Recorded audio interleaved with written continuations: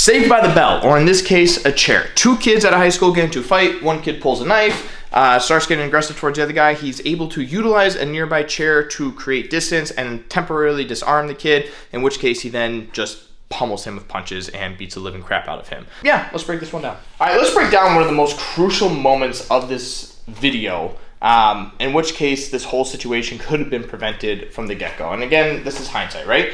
In the beginning, the kid literally calls out, "Oh, what do you have in your pocket? A knife? You're gonna stab me?" Literally calls out the fact that this guy has a weapon. Now, I don't know if he could physically see the weapon or if he was just being arrogant and just like guessing because his hand was in his pocket.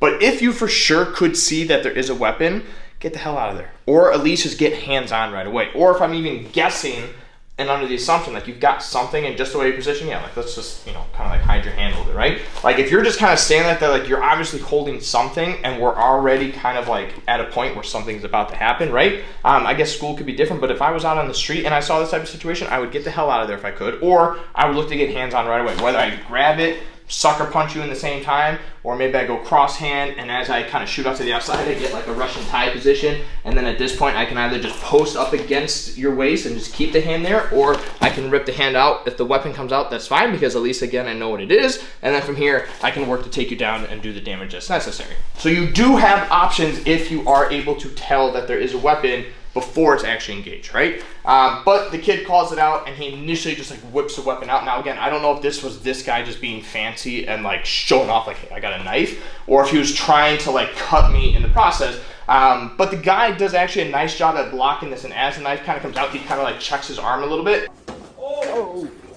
And then they kind of get to like the, oh shit, this is really happening moment. But let's talk about this initial position here, right? Know that the knife is close to the body, which means I don't necessarily want to like pry the arm away. If it's already close to the body, I just want to stuff it. I want to get as tight to the body as I can, because I know he's going to be trying to stab me with it. And if I can already kind of get the upper hand and press it up against him, it's going to be very difficult for him to get that knife away from me, or away from him. Again, I can work strikes in the process. I can look to kind of just get hands on and start getting heavy. Now, if I do want to pull the weapon away, I'm going to do it on my terms, because now I'm heavy on the arm. And again, as always, we can look to just take him down from there, or we just start dragging, keeping the arm here. Maybe we go to like the fancy Russian tie, Cash's favorite takedown from here, and we bring him nice and gently down to the ground. Headbutts if you want to. Like, we can always add in the damage that we need to, but it's just the understanding that if the knife is close to the body like this, just stuff it, keep it tight to the body, because it's already there. There's no need for me to pull away. Now, we don't need to go over this. The kid, once this, takes place, he pulls a knife, he kind of shoves them. He starts coming down with an ice pick motion, which we'll cover here in a second. But the guy is able to utilize a chair, so he does actually a great job of using his space and just grabs whatever's nearby to create distance, maintain that space, use a chair, which he's then able to kind of like jab at this guy a little bit. And again, as you see, he disables a knife, which allows him to then get in and throw punches. Now let's assume that the chair was not there, or he just didn't think to grab it, right? Coming at you with an ice pick is now a very tricky type of situation, because again, it's not one where I'm trying to catch the arm. I'm not necessarily trying to come in and collapse onto the body a little bit. You're gonna have to kind of match their force with strikes. Now, it's not gonna be like a simple one and then I can just arm drag it through. Like, that's the goal, but you might have to kind of play this game a little bit where you're kind of just like striking at the arm until you can get to a position where I'm able to drag it through. At that point, again, I get hands on, we do the damage, and we move from there. I'm not trying to play patty cake with this person, right? I don't want to just sit here and like spar with them and do this over and over again. It's ideally like maybe 1, 2, 3 tops, depending on the situation, but every time I do it, I'm trying to get in and close the distance, and when I have that opportunity, I'm passing that arm through, or at least getting extremely heavy. Now, this isn't like a light strike by any means, right?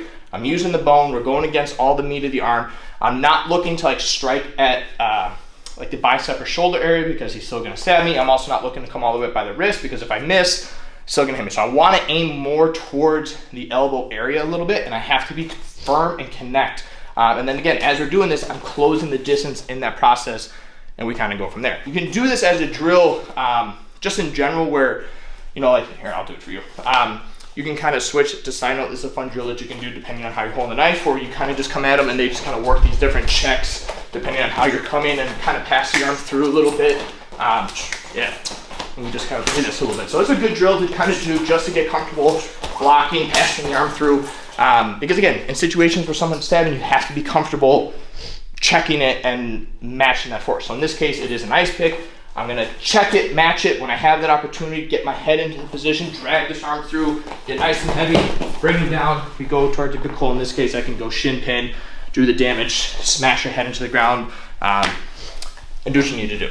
So a couple side notes again, just in general about this. For those that are saying like he should have just ran away, it looks like he's in a classroom. A lot of students, a lot of desks, chairs. Running away wasn't really an option, so he did the next best thing, created space, utilized the chair. So he did his part there. In regards to the overall situation, again, if we kind of just recap all this, right? If I'm acknowledging or I physically see a weapon, deal with it right away. Don't question it, don't antagonize a person, deal with it right away. Either just start applying damage, get hands-on, or just get the hell out of dodge, right? Once that weapon was initially drawn, again, it's close to the body. I'm gonna keep it close to the body. I'm gonna lock this arm as tight as I can to the body and then look to take him down. Once he's doing like the ice pick method, right? I want to start working these strikes. When I have the opportunity to pass it through, we pass it through, we rip them down to the ground. Proper damage, right? What's the proper damage in this situation? Beat the shit out of them. Someone's coming at you with a weapon, someone's actively trying to kill you. He's not just sitting there like threatening you with it, like he's actively trying to stab you.